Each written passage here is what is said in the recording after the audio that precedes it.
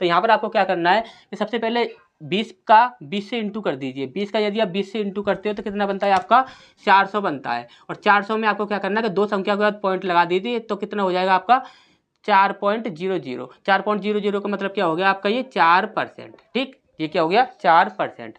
तो 4% का मतलब क्या होता है ये तो आपको अच्छे से पता होगा। 4% का मतलब होता है 1/25। कितना होता है 1/25। अब आपको सीधा ही क्या करना है, यदि आपसे क्रय मूल्य पूछा जाएगा तो आपको सीधा ही 25 से डिवाइड होने वाली संख्या देख लेनी है। यानी कि यहाँ पर हर के स्थान पर जो भी संख्या होगी उससे जो भी संख्या डिवाइड हो जाएगी वही आपका क्रय मूल्य होगा।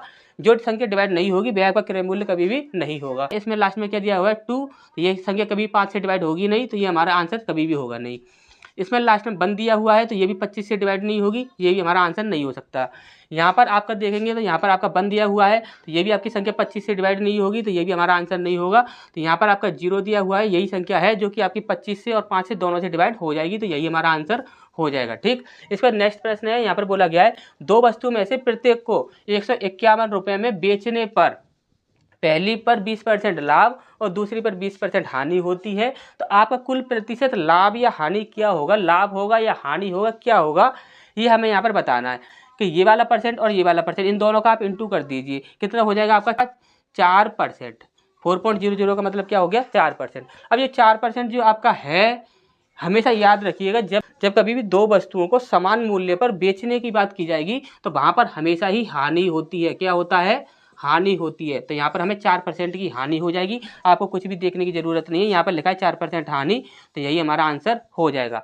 जब कभी भी आपको बेचने की बात की जाएगी, दो वस्तुओं को एक ही मूल्य पर बेचने की बात की जाएगी तो वहाँ पर हमेशा ही हानि होती है। ठीक, और जहाँ पर आप यहाँ पर देखिए दो वस्तुओं में से प्रत्येक को 535.75 रुपये में खरीदने पर, यहाँ पर खरीदने की बात कर रहा है, वहाँ पर बेचने की बात कर रहा था, यहाँ पर खरीदने की बात कर रहा है। खरीदने पर पहली पर 13% लाभ और दूसरी पर 13% हानि होती है, तो कुल लाभ या हानि प्रतिशत कितना होगा, ये हमसे यहाँ पर पूछा जा रहा है। तो आप हमेशा याद रखिए जब कभी भी बेचने की बात की जाएगी, दो वस्तुओं को समान मूल्य पर यदि बेचने की बात की जाएगी तो वहाँ पर हमेशा ही हानि होगी। और हानि परसेंट किस प्रकार से निकालनी है ये हम आपको बता चुके हैं। अब यहाँ पर यदि खरीदने की बात की जा रही है तो खरीदने में हमेशा ही याद रखोगे कि ना तो लाभ होगा और ना ही हानि होगा, तो यहाँ पर हमारा डी ऑप्शन जो है वो हमारा बिल्कुल सही हो जाएगा। अब एक कन्फ्यूजन और दूर कर लीजिए, अगर मान के चलिए यहाँ पर 25% होता और यहाँ पर 25% होता, तब आप क्या करते, 25 का गुणा 25 में करते तो कितना हो जाता आपका 625।